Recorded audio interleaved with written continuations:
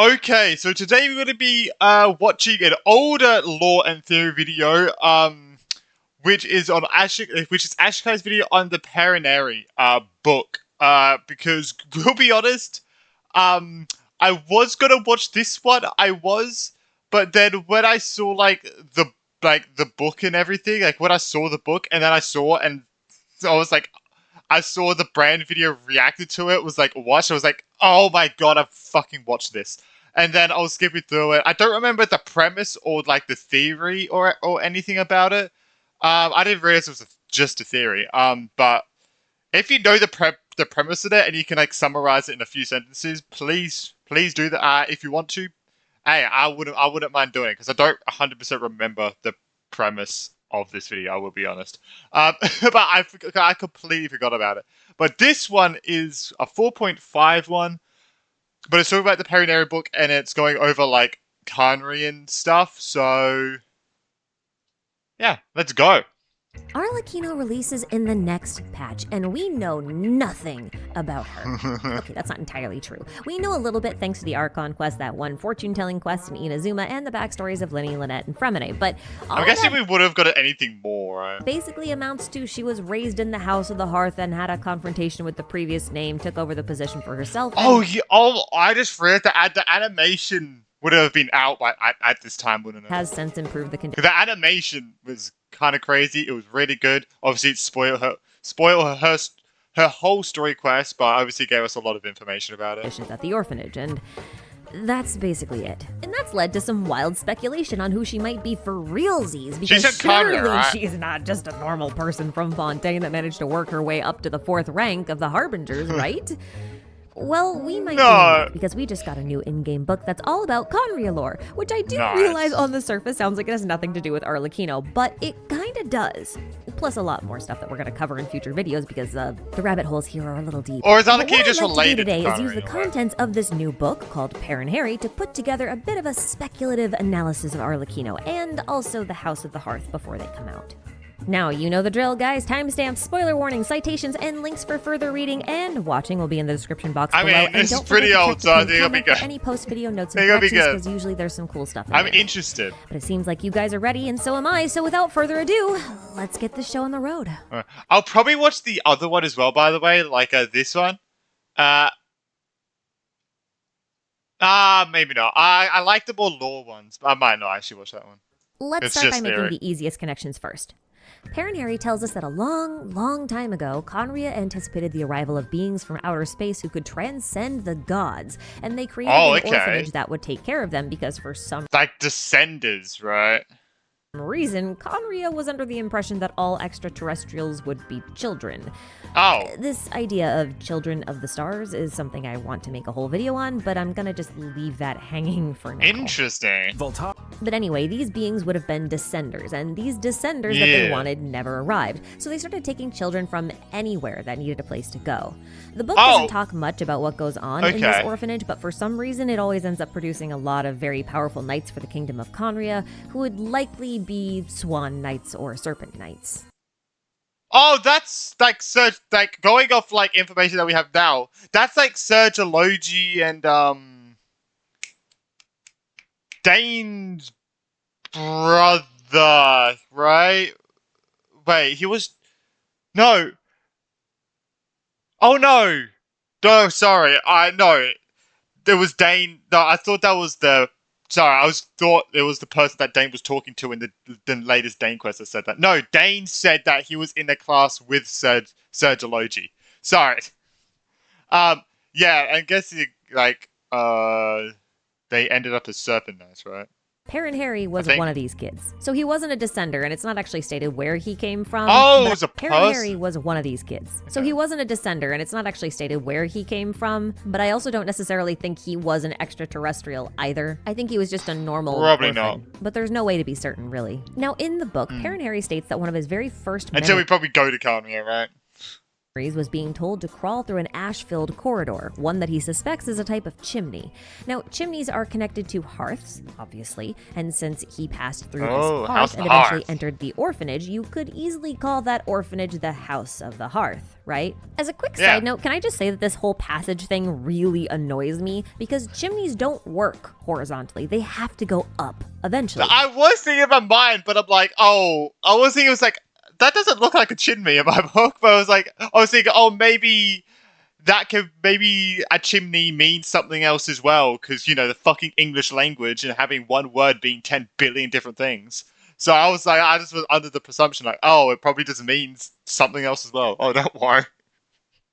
Okay. So there has to be some point at which Perinheri is... So they have to eventually go straight up, alright. Either ascending or descending this chimney, depending on where the hearth portion of this system is. Otherwise, it's not really a chimney, you know what I mean? Perinheri does mention falling or stumbling a few times, which indicates that he's going down at least a little bit, which might mean that he's ritualistically descending into this new location. The passage itself isn't very clear on this, but if the orphanage was originally intended for descenders, this seems pretty appropriate. That said, I did discover two types of chimneys that are horizontal but on a slight incline that could qualify here. There are chimneys for metallurgy or puddling and non-mechanized commercial bakeries. Now, puddling factories basically smelted iron ore, something that the mechanized Khaenri'ah would need a lot of, but these kinds of furnaces are frequently associated with alchemy, as is the early science around metallurgy. Khaenri'ah having industrial alchemy facilities is more than believable. I mean, we had the azosite factory as a potential example. But the bakery example is far more interesting to me because there's just a bunch of weird little bread metaphors and allusions surrounding Khaenri'ah. Like how Renee complains that Khaenri'ah has no respect for their alchemy and that they would exploit it for the sake of creating a bread production pipeline. Then we've got the field tillers. They weren't tractors or anything, but their code name is all about farming or tilling. They're also called cultivators. And one potential theory about Khaenri'ah's name is that it comes from Cain, who was a farmer. Hence the land of Cain or Khaenri'ah. And then during Kaya's story quest, he tells us one potential theory about Khaenri'ah's name is that it comes from Cain, who was a farmer. I thought that was hence the land of Cain or Khaenri'ah. And then during Kaya's story quest, he tells us to find the Arcadian ruins where his grandfather's, quote, descender sword is. The thing is, Arcadia was a real place, and in Greek mythology, it was founded by Arcus, who taught the people there how to weave and bake bread. Now, the puddling factory and the bakery chimney lore starts to come together when you realize that alchemists were paranoid about their work being stolen, so they would encrypt it using metaphors, allegories, and symbolism. Some even disguised them as regular recipes in cookbooks. This is something you might be familiar with if you've ever watched Full Metal Alchemist. Considering descenders are heavily associated with the concept of gold, and the orphanage was made to house them, you've got to wonder if at some point this facility tried to make descenders through alchemy. It doesn't seem like they succeeded. That would be... okay. How the fuck? I mean, it's Khaenri'ah. They could probably do anything. But it could explain why so many orphanage graduates became great knights. Perhaps they had a slight advantage. Now, I made a whole video about they pumping them with steroids? Ceremony of the Eucharist and how consuming the sacramental bread in Genshin is akin to eating the flesh of a god, which then grants special abilities. And I don't know if these two concepts are related here, but really makes you think, doesn't it? Alternatively, gotta be honest, I didn't like how Jan Fei looked at me. This could also be a metaphorical crematorium, since those also tend to have underground horizontal chimneys, and cremation in reverse as basically being reborn from ashes. That's a theme we're going to come back to later, so remember it. Now, Piero was from Khaenri'ah, and he would have most certainly been familiar with the Kingdom Orphanage and its purpose given his noble... Bro, I'm really hoping we get to meet Piero in Nordcry, bro. We get to get some crazy shit about him. Definitely he's talking some shit about the gods, obviously killing a god. Man, if you don't see Piero once in Nordcry, I'd be sad. Khaenri'ah, and he would have most certainly been familiar with the Kingdom Orphanage and its purpose given his noble status as a royal mage. So it's not too unreasonable to assume that he could, upon founding the Fatui, recreate this orphanage system. Would he though? I don't know. I think it depends on what he knew about the inner workings of the Kingdom Orphanage, of which we know very little about, except many of its alumni went on to become knights. Or soldiers. Now, the House of the Hearth also trains children to be Fatui operatives, or soldiers, so regardless of what really went on back in Khaenri'ah, it's easy to see how Piero might leverage this initial idea. and then proceed to name the House of the Hearth after the Kingdom Orphanage and its Hearth ceremony.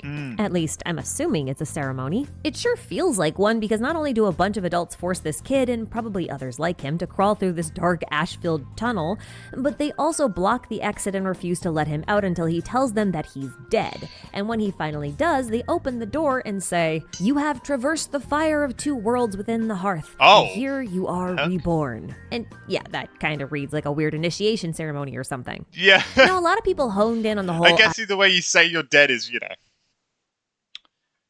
don't say anything for a while. "I'm dead" thing, but I think the more interesting word choice here is reborn, because in this game, fire is way more commonly associated with rebirth than it is death. Now, the House of the Hearth kind of does this whole rebirth thing symbolically by giving the kids new names and identities, resulting in a kind of societal rebirth, right? An acceptance into a brand new family. But if you look elsewhere, you'll start to notice this whole pyro rebirth thing is actually a pattern. Like the pyro hypostasis, for example, will try to reignite itself instead of entering a critical health state like all of the other hypostases. Oh, okay. I haven't fought any of the hypostases. It's so fucking long. It's called an emergency Probably more closer to 2 years at this point, or a year and a half. Start stage, and even the Adventurer's Handbook calls this out for being really unique. And in the Travail trailer, the Pyro Nation of Oh my god, it's yeah. I forgot about Natlan all about the resurrection. Natlin is titled Ode to Resurrection. It's even referred to, again, symbolically in Wanderer's teaser in the fairy tale about burning the ashes until only the purest form, the heart, remains, from which you can rebirth yourself. That was kind of the point of his whole story. But for an even clearer indicator of rebirth over death as a theme with Pyro, take a look at Hu Tao, director of the Wangsheng Funeral Parlor, friend of ghosties, and guide to the afterlife. Did you know that the Wangsheng Funeral Parlor in Chinese actually just straight up means Hall of Rebirth? Oh, wait, I didn't know that. Wait, interesting. The name likely comes from a time during the Archon War when plague proliferated Liyue, and the Hu family discovered that burning the bodies got rid of the plague and stopped it from spreading, reducing them to ashen butterflies, an event that's outlined in the Staff of Homa, which is named after the Homa ritual, which is one of purification by fire. Now, Arlecchino is quite obviously pyro-aligned, given her vision, but we now know that her constellation name is Ignis Purgatorius, which means purifying flame, just like the Staff of Homa. And the thing about Purgatorius is that it's where we get the word purgatory from, and most people think of purgatory as a place you go when you die, but technically, purgatory isn't a place, but a state that the soul enters after death, one wherein sins are cleansed by holy fire in preparation for ascension into heaven. At least it is in Catholicism, which is what I'm rolling with here. But the thing is that the concept of purgatory isn't unique to Abrahamic religions. Hinduism, for example, has a sort of purgatory called Yamaloka, wherein souls are purified in preparation for rebirth, because we've got the whole reincarnation thing over there. And since the Wangsheng Funeral Parlor is in Liyue, where you wouldn't necessarily have Catholicism, you'd be more likely to have Buddhism or Hinduism, you can see why we would connect it to rebirth more than being purified for heaven, right? Now, I could see this purgatory reference having one of two relationships with Arlecchino. Either she is the one cleansing things and people through fire to prepare them for the next life, or she is stuck in a state of being perpetually cleansed by fire, which in my head makes her a kind of undead entity because she's she does. Her eyes are pretty dead inside. Look at her eyes. You see, it's there's so much going on. Quite ready for rebirth, but she's also not totally alive. She's in that sort of middle ground. You know what I mean? Now, when I think of undead creatures in Genshin, I immediately think of hilichurls, because we have some detailed records about what the transformation of human to hilichurl looks like, and it involves necrosis or the blackening of the limbs, something we can confirm thanks to our good friend Caterpillar. Although Caterpillar isn't technically a normal human-turned-hilichurl situation like we have everywhere else, Caterpillar was actually a blend of the minds of multiple people that were placed inside of a hilichurl's body. But either way, the characteristic is I don't think I remember that at all. is present and oh, yeah, she has the flattening of her arms. Oh. It could be the same thing. The blending of Arlecchino could be a blend of minds.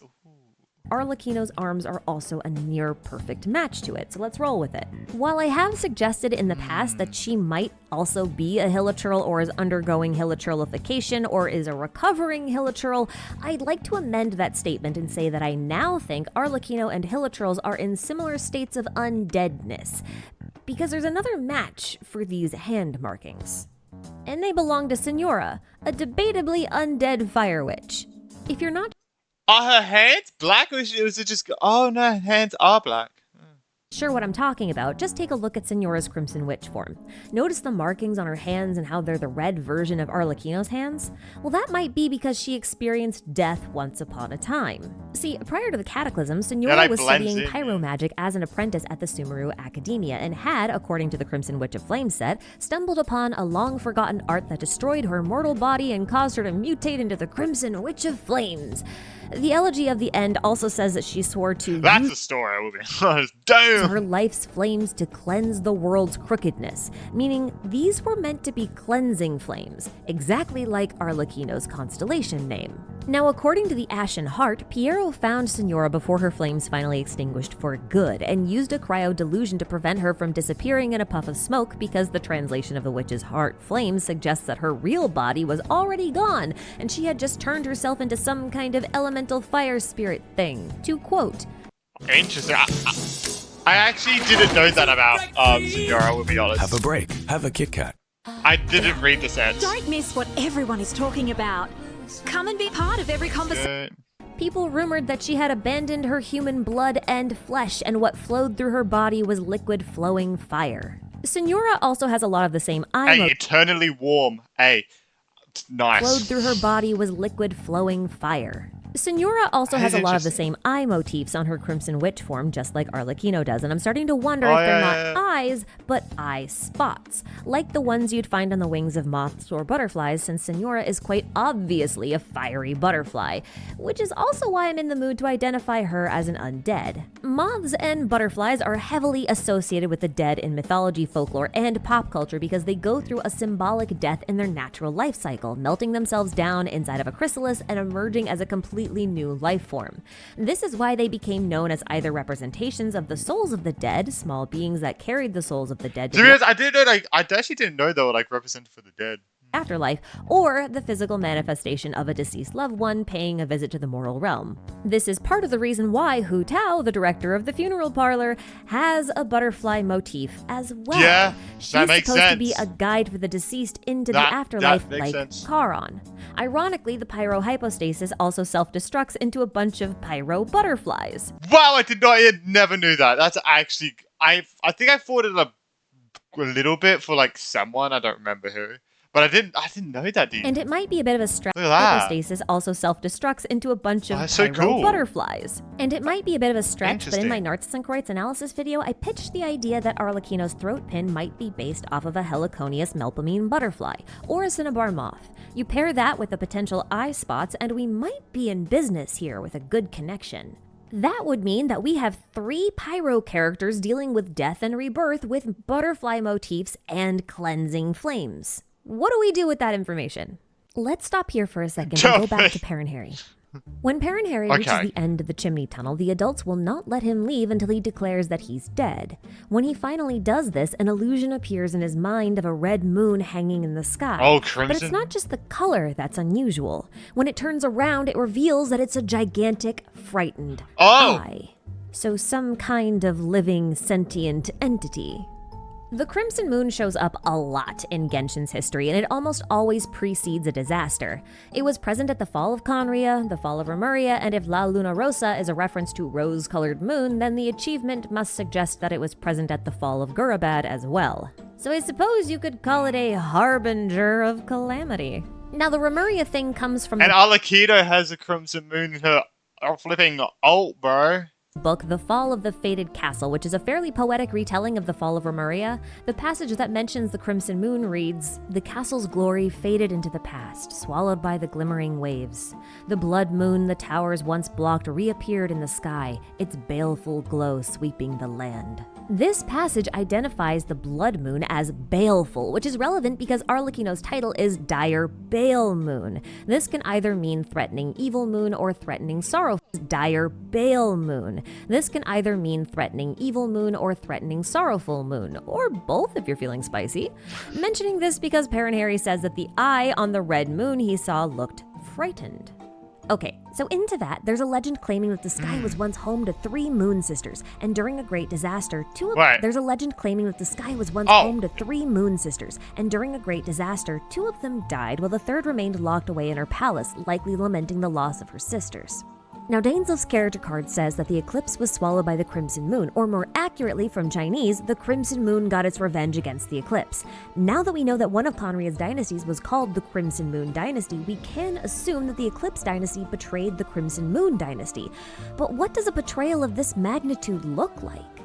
Is it at all possible that the Eclipse Dynasty was responsible for the fall of the Moon Sisters and that the Crimson Moon Dynasty's namesake desired revenge? I think it is. After all, the theme of revenge incorporates the perfect mix of threatening, fear, and sorrow, baleful. And I know it never says the Crimson Moon is sad in Perinheri, but the cover of the book is literally a crying eye. Now, this one-eyed red moon might also be a Lovecraftian reference to... and the moon was pictured as an eye. Roth, a giant reddish moon-like eye made of ash and gas. Also an ancient extraterrestrial god that's wandering the cosmos and singing the music of the spheres. If there are any ancient deities on a planet it gets close to, it wakes up and brings death and destruction, which is why it also has the name of the Harbinger. Now, I'd write this off as an Easter egg, but the problem is that Genshin's got a lot of Lovecraftian references and several of them converge here, like with the Dark Sprites, which are technically Rift Wolves. Does that mean it's been next to, next to, Teyvat, like the Crimson Moon's been next to Teyvat like 4 times? A lot of and then it's like, yeah, fuck you. Lovecraftian references and several of them converge here, like with the Dark Sprites, which are technically Rift Wolves, which are based on the Hounds of Tyndalos. But in the interest of time, I'll save the Lovecraft discussion for another video. So okay, all of these little references are kind of cool and all that, but how is Arlecchino linked to the moon beyond these neat little references? Like, she can't really be a moon sister, right? I think that would be funny. That would be kind of crazy. And I would agree, I do think it's crazy. I think it would be really bizarre for such an extremely powerful deity only to come in at number 4 in terms of strength in the Fatui. Hey, she could be suppressing her own strength to blend in, you know? Even weirder for her to have a constellation, even if it's a fake one like Nouvelette's. Hey, and she has white and black hair. White is like the bright side of the moon. The black is like the dark side of it. I'm just saying. Weirder still for her to still have a backstory of growing up at the House of the Hearth. So if she's not a moon, what is she then? Well, my first reaction is to just say Arlecchino is a Pyro-Oceanid, mostly because I compared her to Lyris at one point, and because in Chinese, Lyris's name is... Oceanids, are they a thing? Oceanid, mostly because I compared her to Lyris at one point, and because in Chinese, Lyris's name is Lilith, and Lilith is a figure from Abrahamic mythos associated with children, both loving them and also killing them. And Lyris eventually merged together with the human Marianne in order to save her from death, and in doing so, they were reborn as a new kind of entity, neither human nor Oceanid. But then I got to thinking about Senora and how, after her transformation, she was in danger of her flame being completely extinguished if she continued to let it burn, since it was literally being powered by her I mean, I gotta be honest, when Senora died, she literally turned to ash. own life.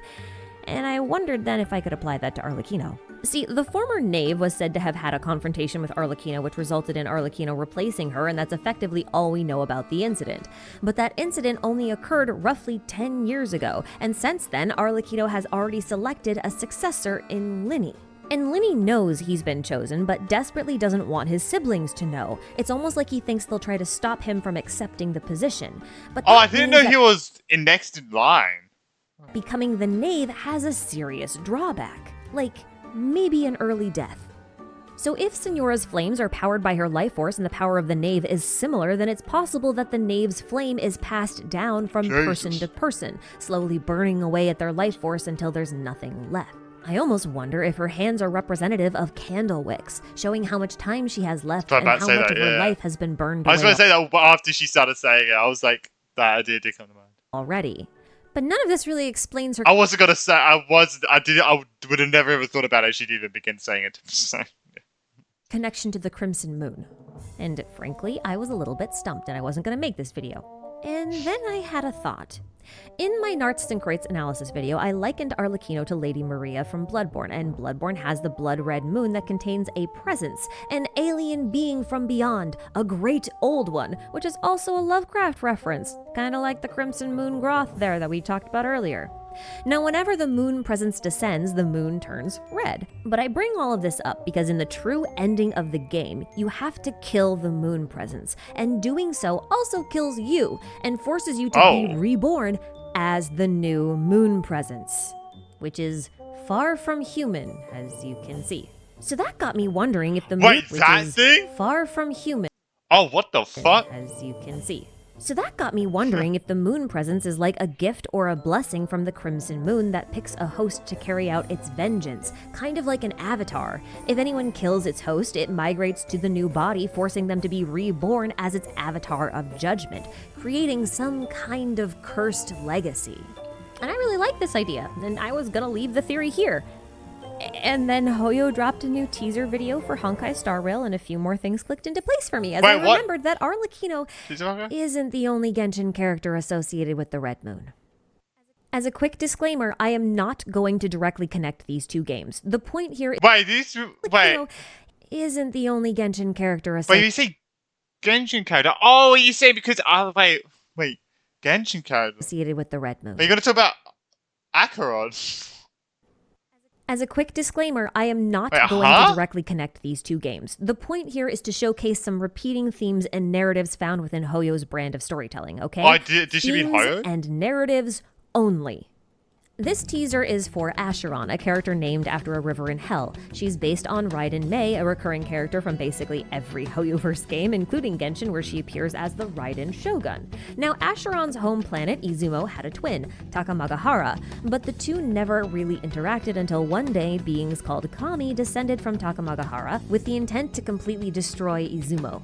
In order to defend themselves, the people of Izumo forged special blades, each with a very specific dominion, in order to push back these Kami. Now, the powers of these blades correspond... They do? Okay, I was gonna say, they correspond perfectly with the Hersh's Honkai Impact, right? Perfectly to beings called Hershers from Honkai Impact 3rd.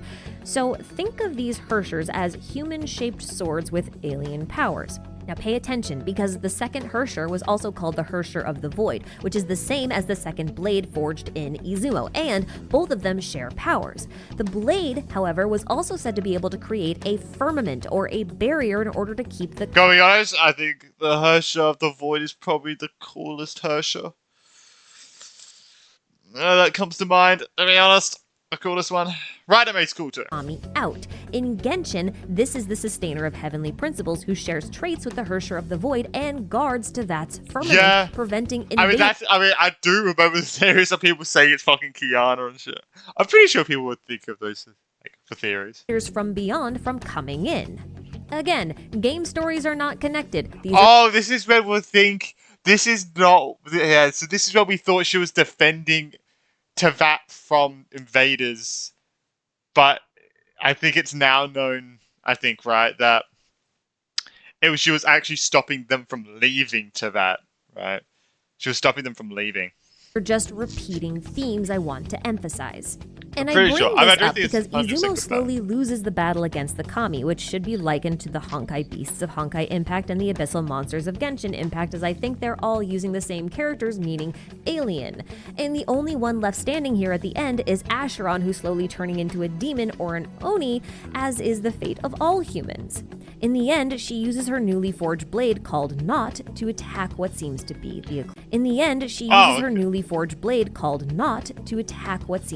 the Eclipse. What's funny about this is that the story of Izumo is very easy to link to Genshin's Legend of the Shattered Halberd books, meaning Genshin is repeating this narrative but with 9 blades instead of 14. Now this book is a Liyue one, but you know what's kind of funny about this? The spine of the Perinheri book is also Liyue art. So there's definitely a weird connection here. Now, the Legend of the Shattered Halberd also features Fischl as a sword of judgment from the Celestial Emperor, and she possesses the body of a girl called Wei Yang, a process that I'm going to say is a little bit similar to what I've been Wait, where was the Perinheri book found? Proposing with Arlecchino, yeah? And the concept of a sentient sword capable of possessing and controlling someone is actually present in Kazuha's first story quest, which is all about the Raiden Gokuden, which are swordsmithing schools founded by the Raiden Shogun herself. And given that Shattered Halberd also features King Ermin as a character, this story is implied to take place in Khaenri'ah. Now, in Honkai Impact, the source of all the beasts and monsters and even the powers of the Hershers themselves is a giant space eye called Finality, and when Finality is embraced by Kiana, her eyes change to match those of the people of Khaenri'ah, which makes me wonder if the Crimson Moon is Genshin's equivalent of I was gonna say, I thought you were gonna have a complete link there. I was like, oh, Jesus. Which makes me wonder if the Crimson Moon is Genshin's equivalent of Finality. Ooh, yeah. I said that, yeah, definitely. If they're like, I didn't really think about this being an eye. I thought it was a bit more being like an egg or a shell, but yeah, definitely with how it's moving. Yeah, it's an eye. And then with the Crimson Moon, it always brings calamity. Maybe it's responsible for creating sentient blades of judgment, and Arlecchino has inherited one of them. And since we Bro, it's crazy. So I was just thinking, it's crazy to think how long ago I did this. Like, this was like chapter fucking, what was it, late 30s? Or was it just straight up chapter 40? No, I think it was chapter 40, but it was so long ago, it's kind of, like, scary to think how long ago I did that.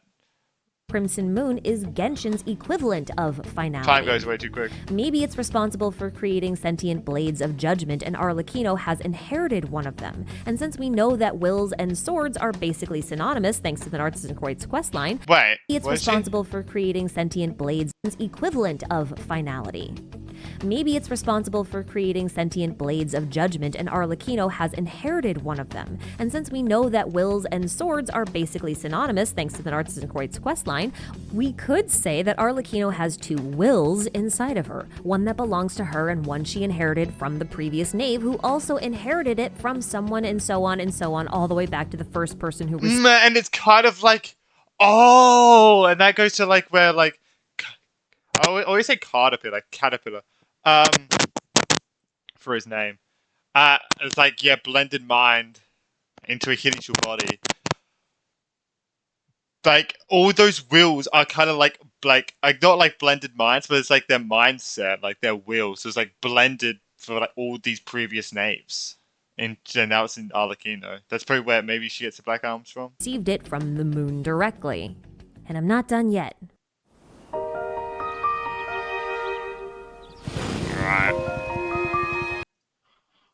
Raiden Shogun is supposed to be Genshin's version of Raiden Mei, who is also Acheron. A's normal attacks are called Origin, and Raiden Mei was the Hersher of Origin, alongside Bronya as the Hersher of Truth and Kiana. God damn, I was thinking of Hersher of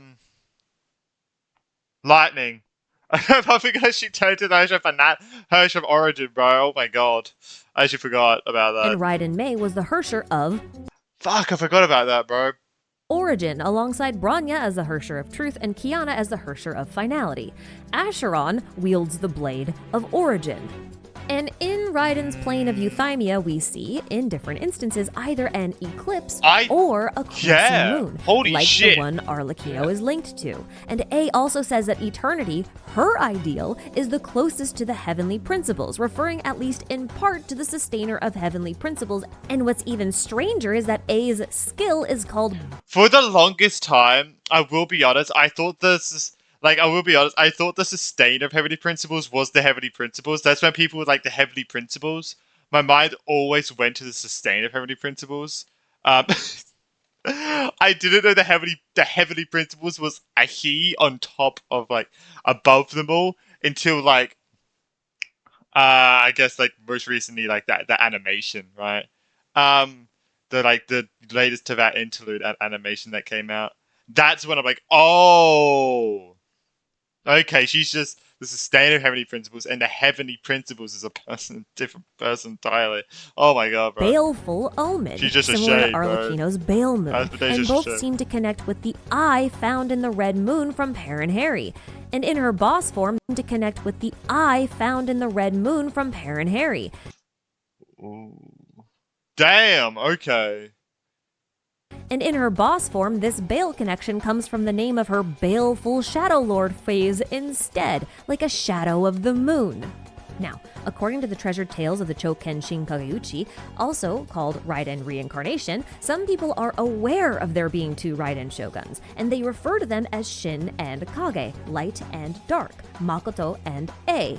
Now, whenever I think of light and Kage, light and dark, Makoto and A. Now, whenever I think of light and shadow, I think of the primordial one, a being of light and its four shadows, three of which were thought to be the Moon Sisters. If you then look at the symbols for Electro, it's made up of three Tomoe, which is kind of weird if A and Makoto were only twins. Like, why is the symbol of a 3 then? Like, I know it's got some historical context here, but it was used as a family crest. So I ask again, if there were only 2 in this family, the mom and dad were lazy and didn't do it enough time. Why is it a symbol of 3? So here's my crazy idea. What if A is also a child of the moon, or the moon itself, having lost her memories, fallen to Earth, and then been hidden?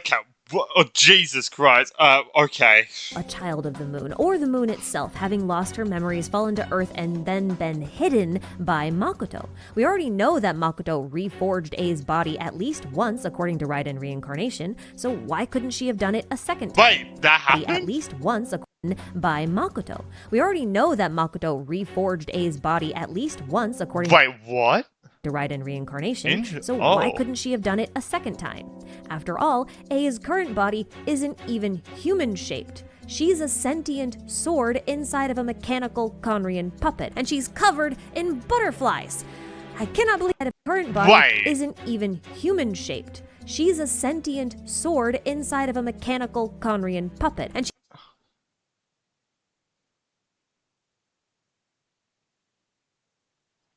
Wait, what? shaped a second time.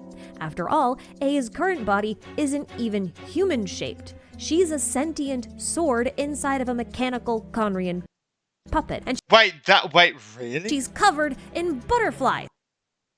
A great spot for a butterfly, we'll be honest. Wow, yeah. Yeah. I cannot believe I had to look at underwear for lore. And I could be wrong about this, but I think A implies. Is that her underwear? I mean, it goes pretty high up. I believe I had to look at underwear for lore. And I could be wrong about this, but I think A in both her normal and boss forms is the only character so far in-game to have the glass-shattering effect apart from the all-devouring narwhal. And that is also a Lovecraftian reference to these aliens that come from beyond the beyond. Consider, too, that A drops Tears of the Calamitous God, a title that really belongs to the Crimson Moon given its history. Yeah. But take a look at this description, notably the last line. The catastrophes go on for too long. Even a baleful gaze must wash itself with tears. That baleful moon would be the Crimson Moon. We've got a baleful eye again, but also a reference to how it must wash itself with tears eventually, like the Crimson Moon Perinheri saw. And speaking of the narwhal, it doesn't have drops to match, but you do get this 5-star key item instead, which is called Tears Among the Stars. The description for this thing is too long, so you can read it on your own. But within this thing, we see some themes and narratives of inevitable death through catastrophe and rebirth. Genshin with it, paragraphs. We see some themes and narratives of inevitable death through catastrophe and rebirth played out here. Think of A's boss lines. Death through catastrophe and rebirth played out here. Think of A's boss lines, ruin, follow my blade, or the eye sweeps the land, and witness the final calamity. Am I really going anywhere with this besides pointing out how weird it is that A and Arlecchino have these overlaps? Yeah, not really. But I can't argue that one. Speaking of eyes floating in the sky full of tears, a solo eye floating in the sky, no matter what it's surrounded by, is usually referred to as the Eye of Providence, and it's a symbol of wisdom or knowledge. Like, you know, forbidden knowledge. Huh. I would add an evil laugh here if I had one. I would add an evil laugh here if I had one. Okay, that was a lot of random speculation, and I don't know if any of this will end up being true, but it's I mean, gotta be honest, I'm still gonna want to find out. I'd like to wrap things up here, though, so say hi to all the channel members scrolling by. Hi! While I do that thing while I try to increase retention by giving you a couple mini theories at the end of the video. Have you ever thought about how weird it is that there are 11 Harbingers, plus Piero, who may or may not be number 0? Yeah, we still don't know with Piero if he's actually number 1. I had a thought while connecting the sustainer to Arlecchino earlier. Since Susty here is thought to be I had a thought while connecting the sustainer to Arlecchino earlier. Since Susty here is thought to be a shade of the primordial one and also potentially a moon, there should be 3 others like her for a total of 4. Thought while connecting Wait, you're talking about shade? Wait, what did you say? Sustainer to Arlecchino earlier. Since Susty here is thought. Wait, when you say Susty, you mean sustain of heavenly? You mean the sustain of heavenly principles, right? To be a shade of the. Wait, no, yeah, okay, wait. The head, wait. I sort of made 100% sure the other. I'm pretty sure. Oh, okay. There's the heavenly principles and the primordial one are the same person. I didn't know if they were like. I didn't remember if they were like the same person or like they were different. All right, no, they are the same. Primordial one and also potentially a moon. There should be 3 others like her for a total of 4, and beneath them are the 7 earlier. Since Susty here is thought to be a shade of the primordial one and also potentially a moon, there should be 3 others like her for a total of 4, and beneath them are the 7 archons, right? So 7 plus 4 is 11 plus the number 0 as the primordial one. Oh. That correlates to 11 harbingers, technically. May not be Nahida Pierre. said that the top 4 harbingers have powers rivaling a god, and frankly, if number 6 is the child And then there's 4 shades. Oh my god, oh my god, yeah, there's 4 shades. of an archon, then the top 4 should be stronger than archons, meaning they're probably more shade level, right?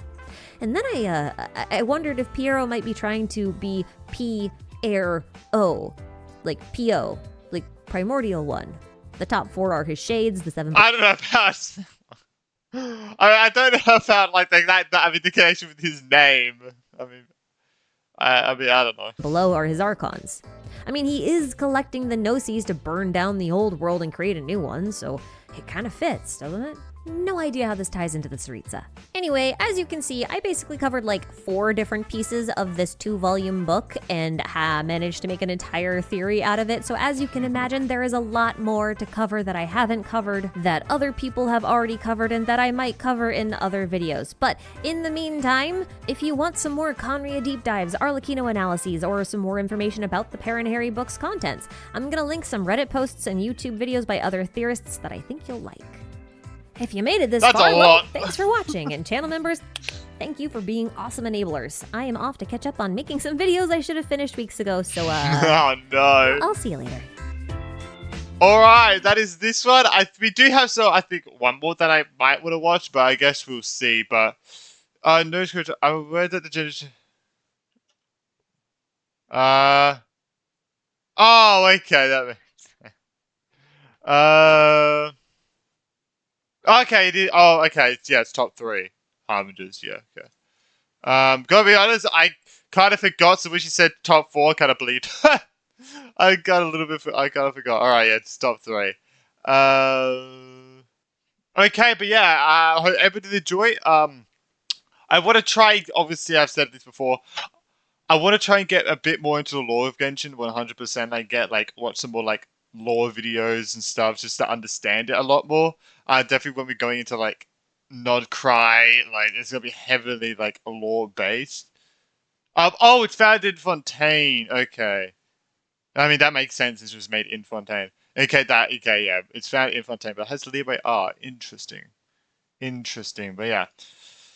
Well, I hope everybody enjoyed. Make sure to like and subscribe. I'm so excited for Nod Cry, bro. But yeah, I mean, I didn't know. I actually didn't know Raiden Shogun had butterfly patterns on her. That's actually wild. Yeah, so many characters have butterfly patterns. But yeah, guess see you for the next one. Peace.